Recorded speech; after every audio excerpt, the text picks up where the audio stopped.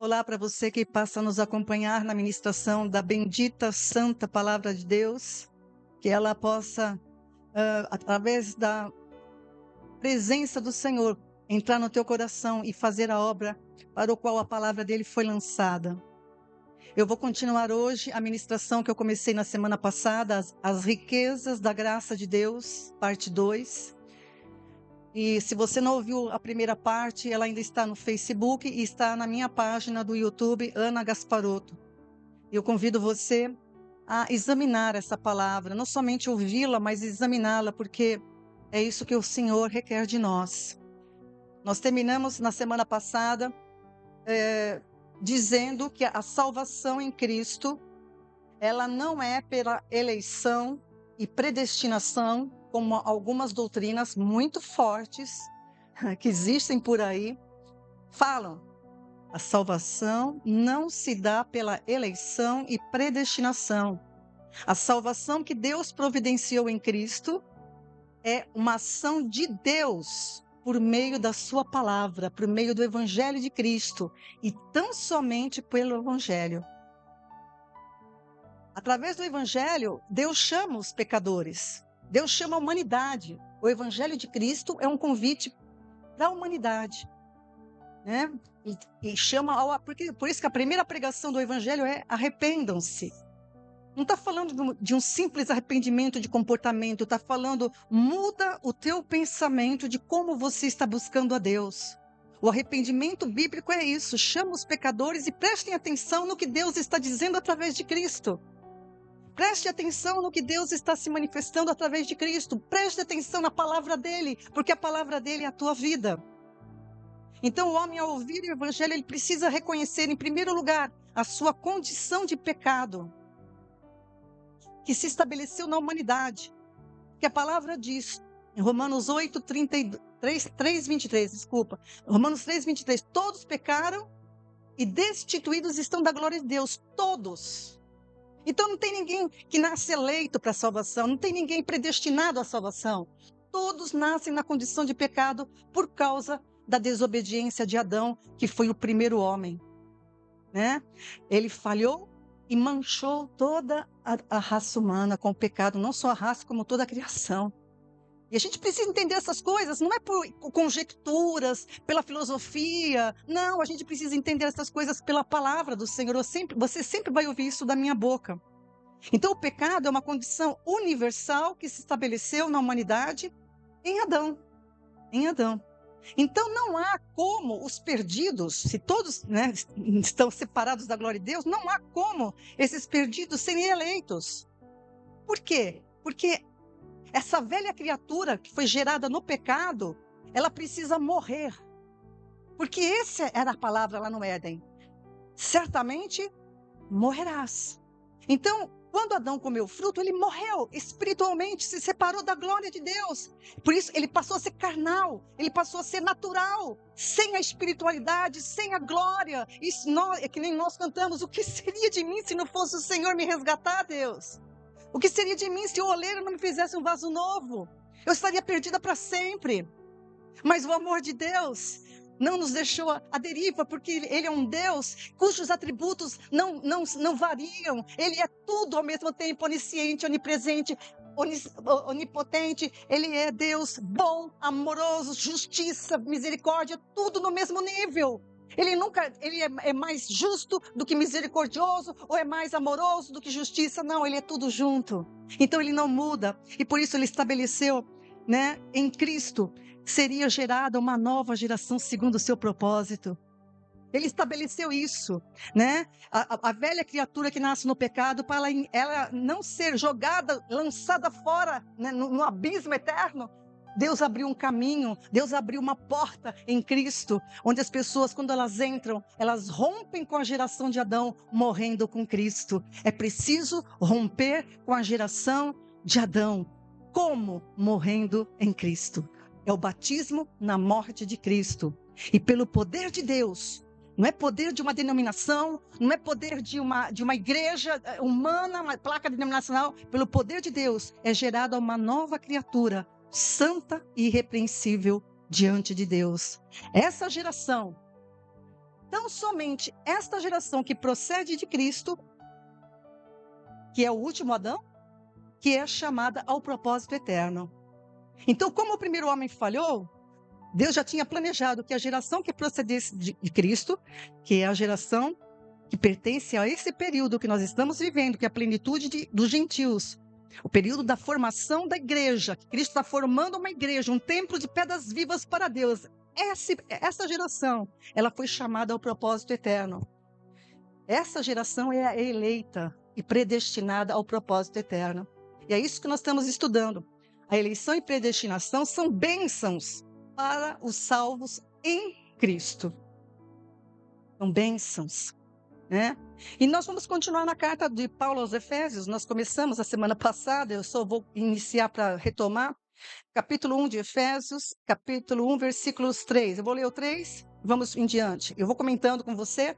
E atente, por favor, abra sua Bíblia, porque é importante que você leia a Bíblia e que o Espírito Santo, a espada do Espírito é a Bíblia, a palavra. Então, se você manuseia a palavra, o Espírito Santo atua na sua vida. Amém? Efésios 1, vou ler a partir do 3. Bendito seja o Deus e Pai de nosso Senhor Jesus Cristo. Eu não pus aí, mas eu estou lendo, tá? Bendito seja o Deus e Pai de nosso Senhor Jesus Cristo, o qual nos abençoou com todas as bênçãos espirituais nas regiões celestiais em Cristo. Então, são bênçãos o quê? Espirituais. Bênçãos espirituais, tá? Versículo 4. Pois nos elegeu nele, Cristo, antes da fundação do mundo. Então, o propósito, a eleição se deu antes de haver mundo. Quando não havia nenhuma criatura, quando não havia nada criado ainda, Deus estabeleceu que Ele elegeria em Cristo para sermos santos e irrepreensíveis diante dEle. Tá? A gente meditou bastante sobre esse versículo na semana passada, e eu vou continuar hoje a partir do 5. E nos predestinou, em amor, nos predestinou para sermos filhos de adoção por Jesus Cristo, para si mesmo, segundo o beneplácito da sua vontade. Beneplácito é consentimento, segundo a aprovação dele, tá? Então, Deus nos predestinou. Então, o apóstolo Paulo está apontando nesse versículo a outra bênção. Então, em Cristo nós somos eleitos. Para ser o quê? O versículo falou, não é para ser salvo. A eleição já é para o salvo, né? A eleição não é para salvação, a eleição é para ser santo e irrepreensível diante de Deus. E aqui ele dá mais uma outra bênção, que é a predestinou. Predestinou para quê? Para sermos filhos de adoção por Jesus Cristo. Aleluias, né? Então, Paulo continua demonstrando para aqueles cristãos, como eu falei a semana passada, que isso é bênção para os cristãos. Como eu já falei, ele escreve aos santos que estão em Éfeso.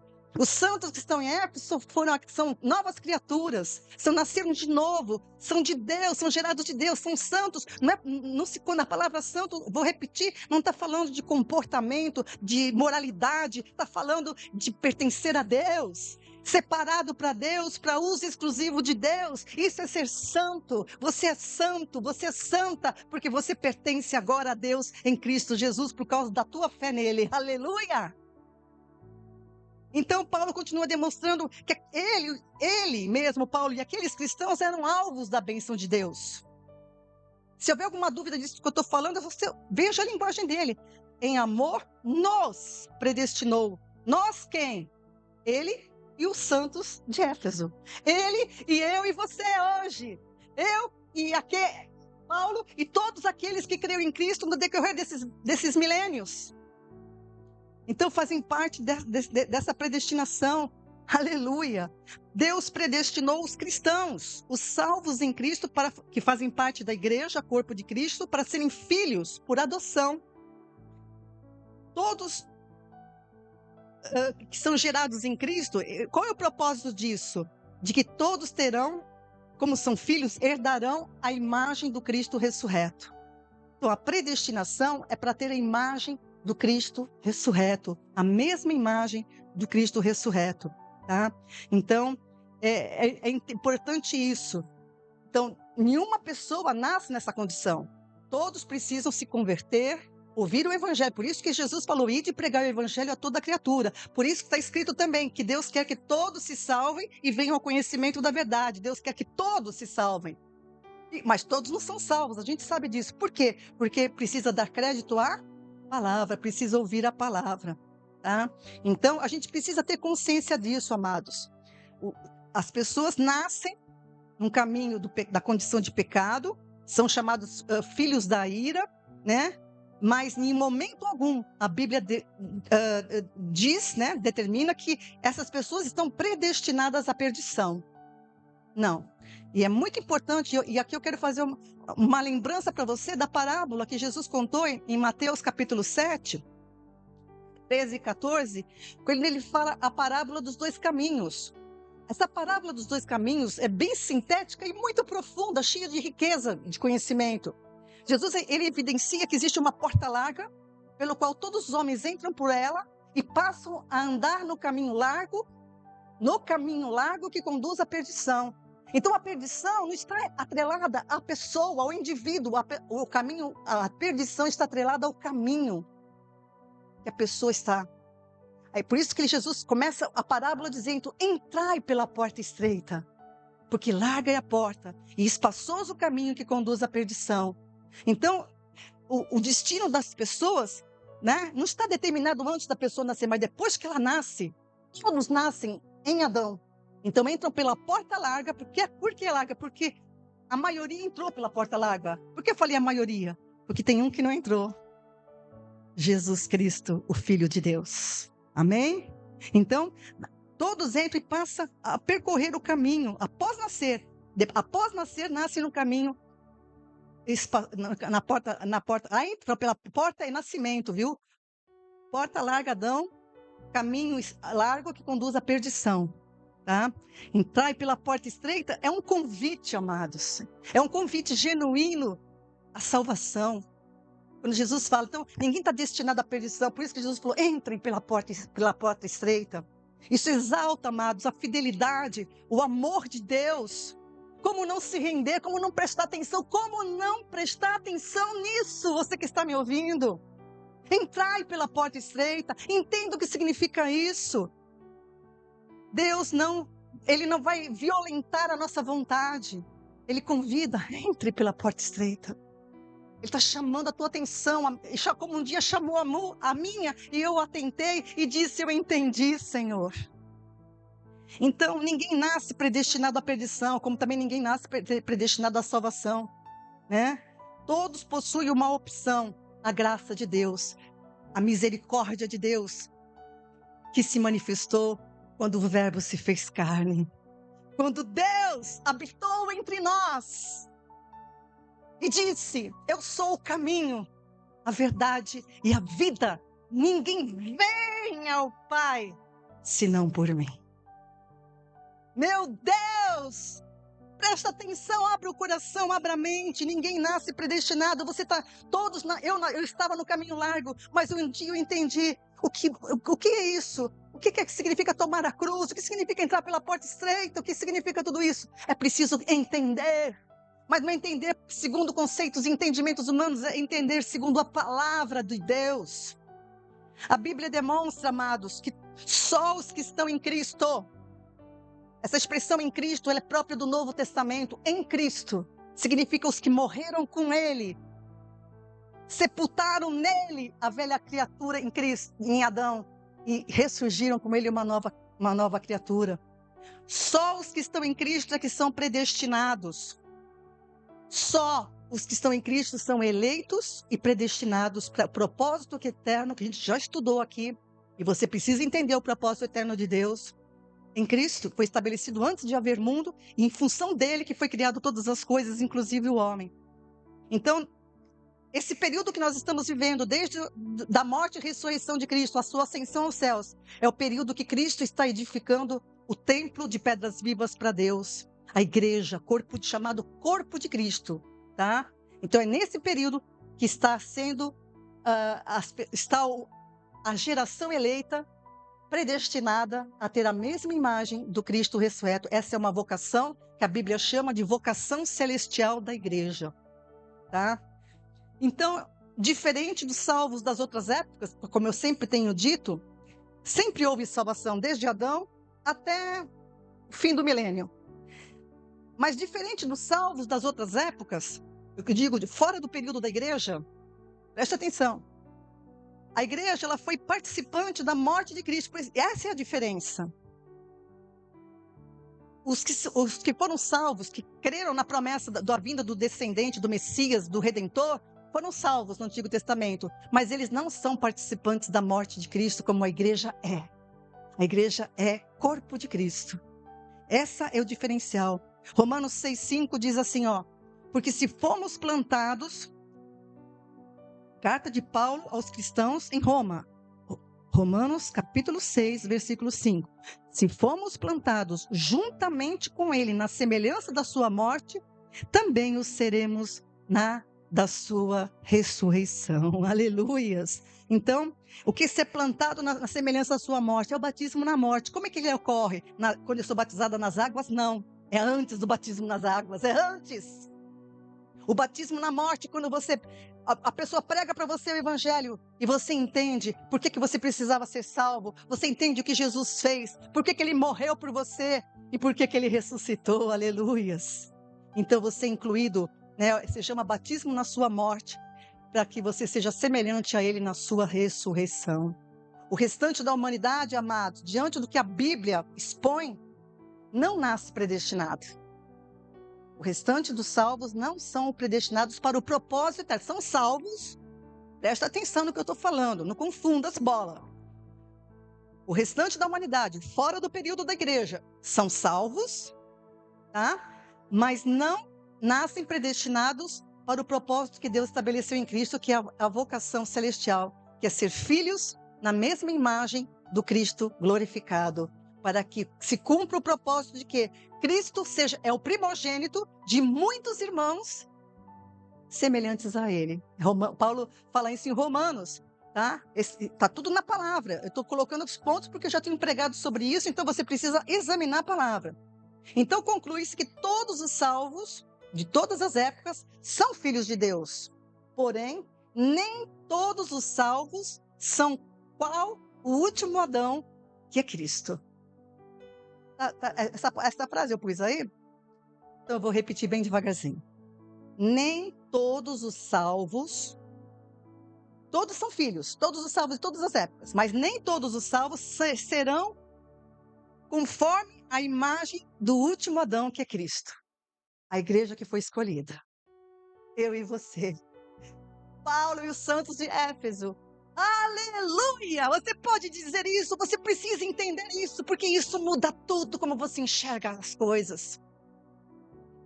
Essa é chamada a vocação celestial da igreja, como Israel tinha a vocação terrena.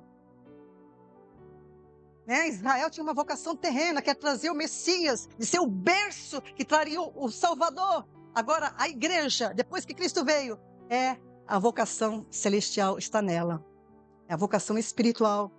A igreja de Cristo foi elevada à categoria de semelhantes a Deus.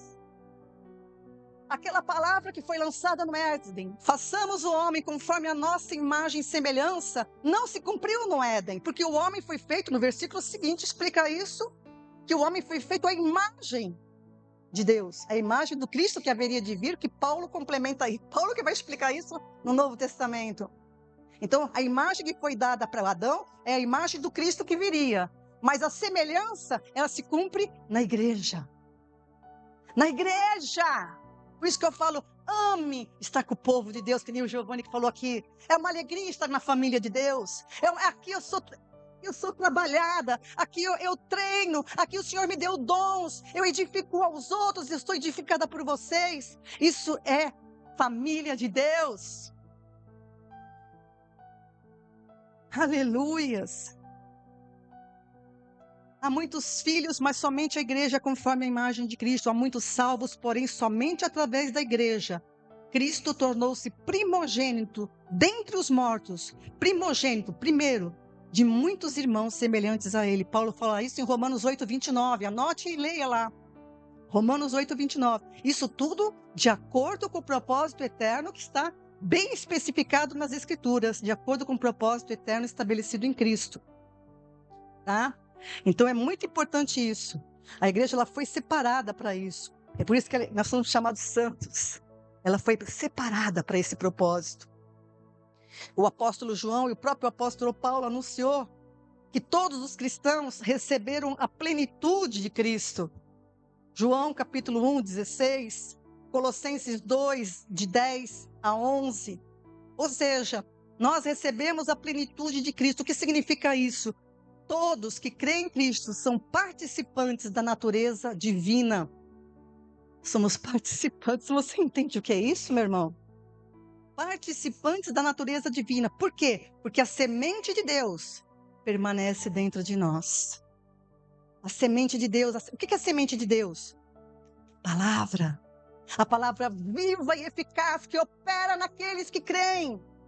Por isso que eu sempre vou falar para você. Você precisa amar a palavra como a tua própria vida. Você precisa ler a palavra e buscar entendê-la pelo Espírito Santo, não pelo entendimento humano, porque é nisso que está o erro e o desvio de muitos. A plenitude de Cristo está em nós. Está em nós. Participantes da natureza divina, amados. Participando daquilo que Adão perdeu. A igreja conquistou de novo. A igreja de Cristo. Paulo diz que o fim da eleição, e tem que atentar para essa linguagem, né? Porque Paulo explica, como eu já disse anteriormente, o Paulo ele recebeu essa revelação de Cristo diretamente, a explicação do propósito é dada por Paulo. Você não ouve falar você vê com uma linguagem figurativa no Antigo Testamento, mas Paulo é claro, explícito, ele entendeu a revelação do Senhor, do propósito eterno em Cristo e que se firma na igreja. Por isso que ele largou tudo. Porque ele pertencia a uma religião tradicional fortíssima, que até hoje é forte em Israel. Mas ele falou, isso para mim é lixo, diante do que eu entendi. Diante do conhecimento que eu recebi de Cristo. E você tem que ter essa convicção. Você precisa ter essa convicção. Ela vem de você entender a palavra do Senhor. Então, o propósito, o fim da eleição, o propósito da eleição é a santidade, irrepreensibilidade, como Paulo fala no versículo 4 de Efésios 1. E o da predestinação, qual que é? Ele fala hoje no versículo 5, nos predestinou. O objetivo fim da predestinação é a filiação divina. Nenhuma delas, Paulo falou que o fim era a salvação, porque isso daqui é bênção para os salvos em Cristo. Então, a eleição e predestinação só ocorrem depois que a pessoa nasceu de novo, que ela foi regenerada, ela nasce de novo justificada. Aí sim, ela é eleita e predestinada para o propósito eterno, tá? Então, entenda bem as coisas, entenda bem. A salvação é por meio da graça. A graça é para todos. A graça é incondicional, é para todo mundo. Deus quer salvar todos. Mas não é resultado de uma escolha, não é que Deus escolheu. Por isso que eu vou bater muito nessa doutrina calvinista que prega que Deus escolheu uns antes de você existir, que Deus escolheu você para a salvação e outros para a perdição. Isso é contra quem Deus é. Isso é contra os atributos de Deus. Isso é contra o Deus que diz que não faz e condena quem faz acepção de pessoas. Ele é um Deus justo e santo. E a gente precisa entender que os atributos de Deus, não existe a soberania maior do que a justiça dele. A soberania dele, porque você prega muita soberania e põe os outros atributos no chão. Não, Deus é um só, como a gente está estudando aqui nas quartas-feiras, né? Então Deus, ele quer salvar todos e através disso enviou seu Filho, tá? Então, sem qualquer referência à eleição e predestinação para salvação.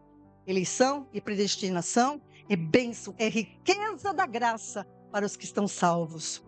Romanos capítulo 11, versículo 32, olha o que Paulo diz aí também. Romanos 11, 32, pois Deus encerrou todos debaixo da desobediência, igual a todos pecaram, tá? Deus encerrou todos debaixo da desobediência, a fim de que para com todos usar de misericórdia.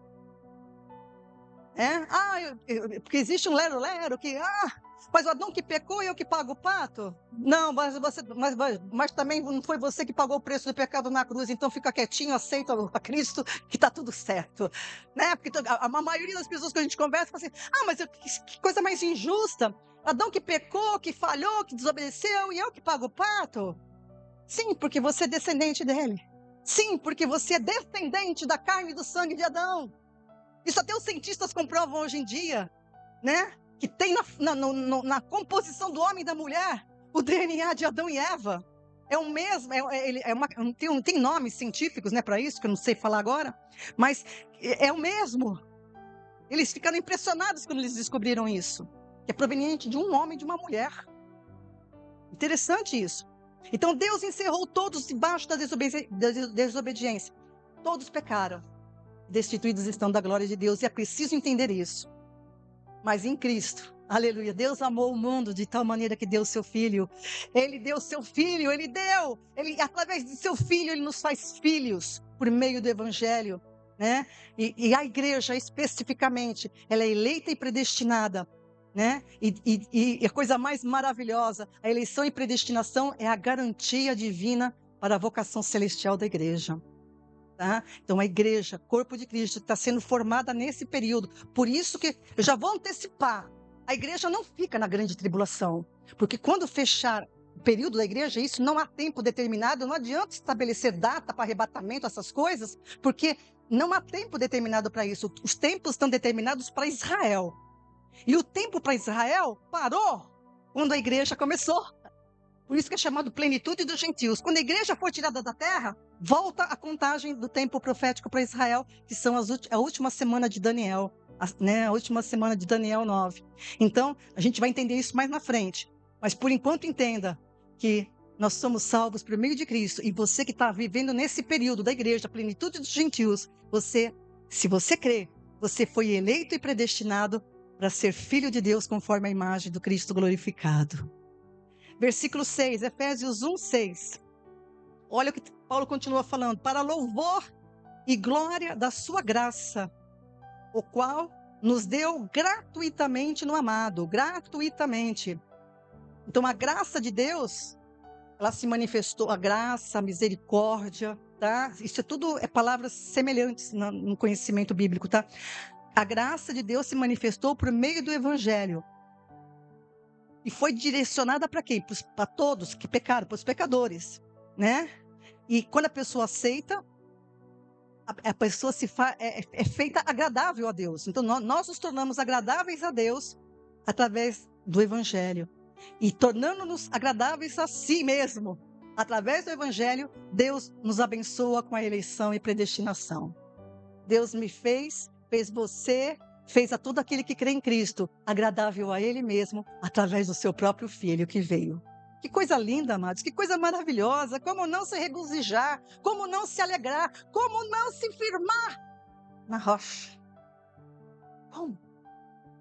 Versículo 7, nele temos a redenção. Aqui, veja que ele frisa sempre o Evangelho, né? Nele temos a redenção pelo seu sangue e remissão dos pecados. Isso é o Evangelho traz isso. Segundo as riquezas da sua graça. Então ele está dizendo que a salvação é uma riqueza da graça, e a eleição e predestinação também é. Tá? Então Paulo está enfatizando que a salvação, por meio do Evangelho, é pela graça de Deus. Aliás, todas as bênçãos de Deus são pela graça dele. Tanto a redenção, quanto a eleição e predestinação. Tá? Versículo 8. Que ele derramou profundamente sobre nós, com essa graça, né? Presta atenção, que ele derramou profundamente sobre nós em toda sabedoria e entendimento. Como? Versículo 9. E desvendou-nos o mistério da sua vontade, segundo o seu beneplácito, segundo o seu consentimento, que propusera em Cristo. Então, amados, Deus, ele revelou esse mistério. Esse mistério era oculto. Paulo vai falar isso no capítulo 3 de Efésios. Esse mistério era oculto, nem os anjos sabiam disso. Nem os anjos sabiam. Paulo vai falar isso em que ele diz, esse mistério que esteve oculto, mas agora foi revelado por meio da igreja, que é unir num só corpo, não somente os judeus, mas também os gentios. Unir num só corpo. Então ele nos concedeu essa revelação. com sabedoria, para a gente que possa entender, né? A sabedoria e o entendimento que Deus nos dá das coisas celestiais, do plano dele eterno, do plano espiritual, do plano que o mundo saiu da rota para nos colocar lá de novo. Então, Deus revelou o mistério da sua vontade, está revelado na palavra, por isso que a gente tem que atentar para a palavra. A riqueza da salvação faz parte do propósito eterno de Deus. E após a gente se inteirar, quando a gente é salvo, primeiro a gente se inteira da nossa salvação. E depois a gente verifica que a salvação, para nós em Cristo, não é um fim em si mesmo. Deus tem mais para nós. Deus tem mais para nós. A salvação não é um fim em si mesmo. Há um propósito maior, um objetivo maior de Deus em simplesmente salvar o homem. No meio da salvação, no meio do período da salvação toda, que é durante a história da humanidade, Deus faz uma geração que é de acordo com o propósito dele. O propósito dele. Deus salva o homem para levá-lo a cumprir um propósito que foi revelado. E esse propósito é plenamente compreensível. Amém, igreja? Plenamente compreensível. E a gente pode entendê-lo pelas revelações. Por isso que Paulo é chamado, traz uma revelação direta do próprio Cristo para ele, para explicar para a igreja isso. Qual é o propósito? Versículo 10, Efésios 1:10. De fazer convergir em Cristo todas as coisas, na dispensação da plenitude dos tempos, tanto as que estão nos céus, como as que estão na terra. Então, esse propósito já estava estabelecido antes de haver mundo. No conselho eterno de Deus, antes de haver mundo, que todas as coisas... Então, qual é a função de tudo existir? É aquilo que você cantou, Cristo Jesus. A função de eu existir, de você existir, Cristo Jesus. Amém? Deus nos fez agradáveis por meio de Cristo, com o objetivo de reunir em Cristo todas as coisas. E Deus reunirá em Cristo todas as coisas. Isso se refere à nova criação, A nova criação. Que já existe, Não está na nossa dimensão, já existe. A nova criação, confluindo em Cristo todas as coisas, tanto as que estão nos céus quanto as que estão na terra. Aleluias. Versículo 11, Efésios 1:11. Nele, em Jesus, digo, em quem também fomos feitos herança, havendo sido predestinados conforme o propósito daquele que faz todas as coisas segundo o conselho da sua vontade. Então, além dos filhos de Deus terem direito a uma herança, nós temos uma herança nos céus. Nós fomos feitos herança também. Nós fomos feitos herança. Fomos feitos herança. Por quê? Porque nós somos propriedade de Deus, como eu tenho falado, Porque nós somos propriedade. O versículo 14 aqui mesmo de Efésios 1 vai falar sobre isso. Então, nós somos a geração, como 1 Pedro 2:9 também diz. 1 Pedro, capítulo 2, versículo 9. Mas vós sois a geração eleita. Pedro falando com os cristãos santos, A designação nessas cartas são sempre aos santos que estão em tal lugar, aos santos que se reúnem em tal lugar, santos, separados, propriedades de Deus. Mas vós sois a geração eleita, sacerdócio real, nação santa, povo adquirido, para que anuncieis as virtudes daquele que vos chamou das trevas para a sua maravilhosa luz. Aleluias. Amém, amados? Essa é a geração do Senhor. Para quê? Efésios 1:12, voltando para Efésios 1:12. A fim de sermos para louvor da sua glória, nós, os que de antemão esperamos em Cristo. Nós somos o louvor da glória de Deus. A obra de Deus, amados, é que louva o Senhor, que adora o Senhor, sabia? A própria obra dele que rende, que é adoração para ele. A obra que ele fez de nós como oleiro, quebrando o vaso antigo e fazendo um vaso novo, é isso que glorifica ele. Isso glorifica a Deus, enaltece a glória do Senhor. Deus é glorificado através de árvores de justiça plantadas por ele. Eu separei o versículo de Isaías 61, na parte final desse versículo 3. Isaías 61:3, está aí na projeção? Isaías 61:3. Eles se chamarão árvores de justiça, plantação do Senhor para que ele seja glorificado. Então eu e você somos plantação do Senhor. Eu posso ter entrado pela porta larga. Eu estava andando no caminho que ia me conduzir para a perdição. Mas quando o Senhor me falou, preste atenção, entra pela porta estreita, eu entendi o evangelho. E aí o Senhor me quebrou o vaso antigo e fez um vaso novo. Ou melhor, numa outra linguagem, uma árvore de justiça plantada por Ele. Árvore de justiça, plantação do Senhor, para que Ele seja glorificado. Aleluias, amados. Versículo 13, Efésios 1:13. E também nele vós estáis. Paulo está enfatizando, é nele, Cristo, que vocês estão. Depois do quê? Depois que ouvistes a palavra da verdade, o evangelho da vossa salvação. Então, aqui está enfatizando aquilo que eu já falei. Ninguém é salvo porque é eleito e predestinado. É salvo porque depois que ouviu a palavra da verdade e o evangelho da salvação. Tá? Então fica bem claro isso. Tendo nele crido, fostes... Agora que vem outra riqueza da graça. Olha, outra riqueza da graça que você que crê em Cristo tem. Fostes selados com o Espírito Santo da promessa. Meu Deus, selado, Espírito Santo, o mesmo Espírito que pairava quando tudo era, né, no começo, quando tudo era um caos, mas trouxe ordem, o Espírito Santo, aleluia, amado. Então é preciso entender que primeiro, para estar em Cristo, precisa aceitar esse convite. Esse é o convite mais autêntico que a humanidade recebeu de Deus, do amor de Deus. Entre pela porta estreita. Creia no Evangelho, ouça o Evangelho, a palavra da verdade que Cristo trouxe, o Evangelho da salvação. Esse é o convite, isso não é uma ficção, o Evangelho de Cristo não, Evangelho segundo Jesus Cristo. Não é uma ficção, é uma oferta real, viva e disponível para todos. Basta recebê-lo. Basta parar e atentar. Aleluias. Então Paulo está conscientizando os cristãos dessa nova condição que eles tinham em Cristo. Né? Então é simples, o Evangelho é simples. Ouça a palavra do Evangelho. Creia em Cristo, receba o Evangelho da salvação. E todos que fazem assim são salvos. E os que pertencem à igreja, corpo de Cristo, são esses que passam a fazer parte do propósito eterno que Deus estabeleceu. Eles são eleitos e predestinados para o propósito eterno. E Paulo dá uma autenticação para isso, dizendo: o mesmo Espírito testifica com o nosso Espírito que nós somos filhos de Deus. Romanos 8,16.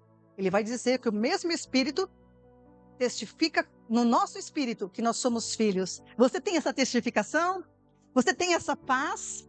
Porque essa paz pertence a nós. Essa é a paz que excede o entendimento. Essa é a paz que o diabo grita de um lado e você fala: eu sou filho de Deus. Sai para lá. Nada te rouba mais isso.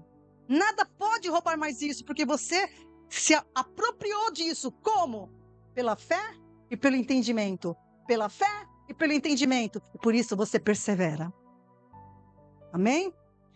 Versículo 14, Efésios 1:14. O qual, o Espírito Santo, né, é o penhor da nossa herança, para a redenção da propriedade de Deus em louvor da sua glória. É muito profundo isso, amados. É muito profundo. Eu trabalhei no Penhores, eu trabalhava na Caixa. Eu trabalhei no Penhores. O penhor sempre o valor do que é penhorado tem que ser praticamente semelhante à dívida. Então, a pessoa que levava alguma coisa tem que ser o valor próximo da dívida. Né? Então, era uma garantia. A pessoa penhorava o objeto e levava o dinheiro. Mas o objeto ficava, né? Então, Paulo está fazendo uma analogia com isso. O Espírito Santo é a garantia da nossa herança. Deus garantiu, Ele selou você com o Espírito Santo. Ou seja, Ele constitui a nossa garantia do direito real que nós possuímos de ser filhos de Deus. E eleitos e predestinados segundo o propósito eterno. Coisa mais linda, fostes selados com o Espírito Santo da promessa, o qual é o penhor da nossa herança para a redenção da propriedade adquirida. Então, o próprio Consolador, que foi que Jesus prometeu para nós, né, em João 14, que vocês não vão ficar órfãos, o Pai vai enviar para vocês o Consolador. Então o Espírito Santo, além do Consolador, além daquele que nos dirige em toda a verdade, é o selo em mim e você, de que Deus vai cumprir a sua palavra. O próprio Consolador foi enviado e se interpõe como garantia da herança que nós receberemos. Nós já recebemos, na verdade, né? A gente fala, por que receberemos? Porque isso tudo está vinculado à redenção da propriedade de Deus. A redenção da propriedade de Deus é algo futura, que é o meu corpo. Eu já sou uma nova criatura, eu sou santa, esse corpo do pecado já foi desfeito, é pela fé que eu ando, como Abraão andou. E quando que vai ser? Vai ter essa redenção da propriedade? Quando eu estiver diante do meu Senhor, quando eu morrer aqui, eu ressuscitarei a redenção, meu corpo está redimido. Um corpo novo e glorificado, conforme o propósito dele. Ou então no arrebatamento da igreja, que isso tudo na verdade é no arrebatamento da igreja, quando Cristo se manifesta para os céus. O arrebatamento da igreja é a manifestação de Cristo para os céus, não é para o mundo. Tem que entender isso. Então, a redenção da possessão adquirida vai se dar na minha morte física, porque quando eu morrer aqui, eu receberei um corpo glorificado. Então, meu corpo já estava, né, já tinha sido... Romanos 6 fala sobre o corpo, né, desfeito. O corpo do pecado foi desfeito em Cristo. Está aguardando apenas a redenção. Enquanto a gente tem esse corpo, eu tenho que me submeter e permanecer na palavra. Por isso que a palavra fala, persevera no Senhor. Fica até o fim. A palavra é a tua vida. A alma que pecar, essa morrerá. Então, você entende tudo isso agora, não é, igreja? Amém? Vou falar que nem na quarta-feira, porque você está me olhando com essa cara. Isso é profundo, isso é profundo! É profundo, é muito lindo, você foi selado. O próprio Consolador é a garantia de que você está lá, participará de tudo aquilo que Deus está falando na palavra, tá? Muito lindo, que segurança, que garantia. Nós já recebemos em Cristo o que é superior à própria herança. O Espírito Santo de Deus. Superior a tudo. Superior. Os cristãos foram selados com o Espírito Santo da promessa, que é superior à própria herança. Mas por que nós fomos selados? Para a redenção da propriedade, para a redenção da possessão adquirida por Deus. Então Deus me adquiriu, mas Ele não me tirou da terra. Jesus falou, vocês não são do mundo. Vocês estão no mundo, mas não são do mundo. Olha lá. Tudo se casa na palavra. Vocês não são do mundo, como eu também não sou. E Cristo estava na terra. Então é a mesma linguagem, você tem que casar tudo isso. Porque quando esse plano físico, esse plano carnal, esse plano caído acabar, eu faço parte da possessão adquirida de Deus. O plano eterno, o plano superior, o novo céu e a nova terra que está projetado mais na frente. Então aqui redenção significa libertação futura. A libertação futura, que é o corpo, é a redenção do nosso corpo. Paulo vai falar isso em Romanos 8, se eu não estou enganado, versículo 23. Tá?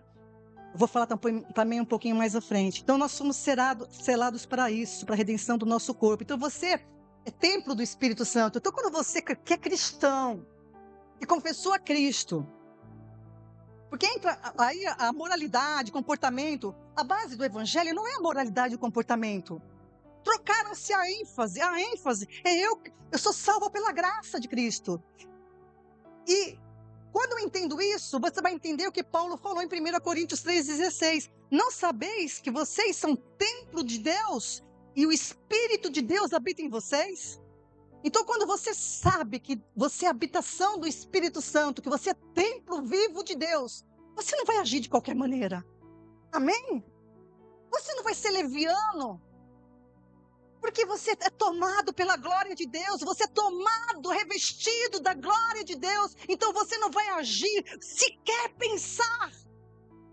Porque você leva cativo todo, não quer dizer que os pensamentos ruins não venham, mas você leva cativo toda a obediência de Cristo. Você sabe como se comportar. Você sabe como andar digno, né? Como outros versículos falam. 1 Coríntios 6,19, Paulo diz, acaso vocês não sabem que o vosso corpo é santuário do Espírito Santo, que está em vocês, o qual tendes da parte de Deus e que vocês não são de vocês mesmos? Então agora eu sou serva de Cristo. Eu sou serva de Deus. E sou templo dele. E quando você entende isso, tudo mais faz diferença. Amém? Paulo, ele continua conscientizando nessa carta. Eu vou pular para o versículo 18. A grandeza é tão grande, isso já fazia parte do ser do Paulo, que ele queria que os cristãos entendessem. Versículo 18, eu oro também para que sejam iluminados os olhos do vosso entendimento, para que saibais qual seja a esperança da sua vocação e quais as riquezas da glória da sua herança nos santos, que vocês entendam. Eu oro para que vocês entendam, eu oro para que você que está me ouvindo entenda, você que creu em Cristo, entenda qual é a esperança da sua vocação, qual é a riqueza da glória da sua herança nos santos. Como isso faz diferença, amados, na nossa vida. Como isso nos dá uma projeção de uma esperança, que não é uma esperança que se dilui, é uma esperança que vai se tornando viva cada dia mais. Cada dia mais. Ela não é uma esperança que desvanece. A esperança que a palavra de Deus nos dá não é uma esperança que desvanece. Ela vai brilhando mais e mais até ser dia perfeito.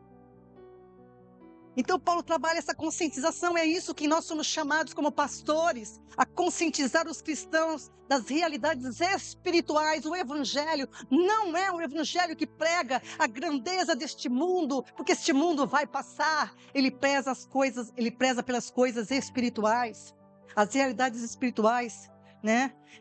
E a gente toma posse disso pelo conhecimento.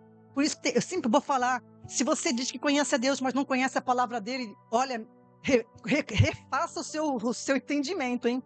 Para o teu bem. Porque dizer que crê em Deus, mas não conhece a palavra, nada feito. Né? Essas coisas se dá pelo conhecimento. Né? Deus falou isso para o seu povo Israel. O meu povo é destruído porque lhe falta conhecimento. O povo de Israel. O povo da aliança, o povo que foi criado por Deus, berço para trazer o Messias, prevaricou por falta de conhecimento da verdadeira palavra, do verdadeiro entendimento do que o Senhor transmitiu para eles. Então, a gente tem que buscar o conhecimento de Deus revelado na palavra. E Deus revelou, amados. Ninguém tem desculpa, está revelado aqui. Ah, não entendo. Busca entender. Busca entender. Eu busquei e encontrei. Porque todo aquele que buscar, encontrará. Todo aquele que bater, a porta se abrirá. Aleluia! Então Deus quer se revelar. Você acha que o Deus que deu essa palavra não vai te ajudar? Pelo seu espírito?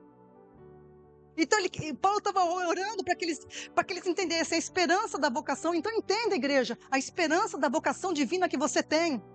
Entenda as riquezas da glória da sua herança nos santos. Qual é o sobreexcelente grandeza do poder de Deus que está operando em você, em mim? É o que Paulo vai falar aí no Efésios 1:19.